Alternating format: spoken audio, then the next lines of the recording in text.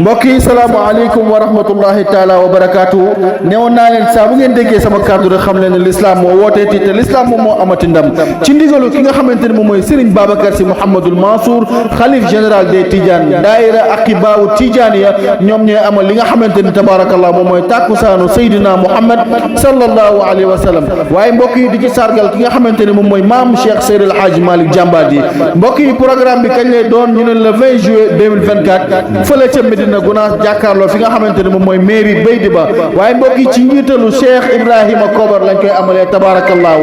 mbokk yi ci teewaayu Cheikh Seydil Mouhamadul Habib Sy ibnu Serigne Cheikh Ahmed Tidiane Sy Al Maktoum maam Abdou Sy ibnu Serigne Mbaye Abdou Serigne Moustapha Cissé tabaarakallaahu waaye mbokk yi ak soxna Fat Sy Dabakh Serigne Moustapha Mbacke di ci ànd ak ki nga xamante ne tabaarakallaahu moom mooy Serigne Bassirou Mbacke Serigne Koso Mbacke Serigne Mame Thierno Mansour Serigne Baye Diop muhaddam Pa Cheikh Mbaye ak ki nga xamante tabarakallah moom mooy Oustaz Masila Kane waaye daayira bi nee na ba tey dinañ ci xaar ki nga xamante ni moom mooy Cheikh Aziz Ndiaye Chérif Abba Aydara Serigne Dan Mbacke Serigne Yadali Mbacke Chérif muhaddam Fadal tabarakallahu Aydara di ci xaar ki nga xamante ni moom mooy Serigne Babacar Sy Serigne Amsatou Mbacke waaye mbokk yi mise en place bi mi ngi doon li nga xamante ni bu ñu jullee tàkkusaan ba pare lay doon ànd ak conférencier bi nga xamante ne tabarakallah moom mooy Cheikh Seydi Mouhamadul Habib animation bi ñu ci ànd ak ki nga xamante ne moom mooy Baye Modou Sall waaye mbokk yi daayira yi fas yéene sargal ki nga xamante ne tabarakallah moom mooy sunu yaay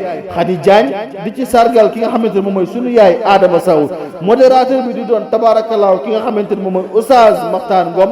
mbokk yi mi ngi noonu képp koo xamante ne dégg nga sama kàddu rek daayira bi nee na moom mooy sa yëgle di leen ko bàyyiloo xel daayira aqibaawu Tijaaniya ñooy amal li nga xamante ne moom mooy tàkkusaanu Seydina Mohamed le 20 juillet 2024 fële ca Medina Gounass jàkkaarloo ak mairie Baydiba jërë ngeen jëf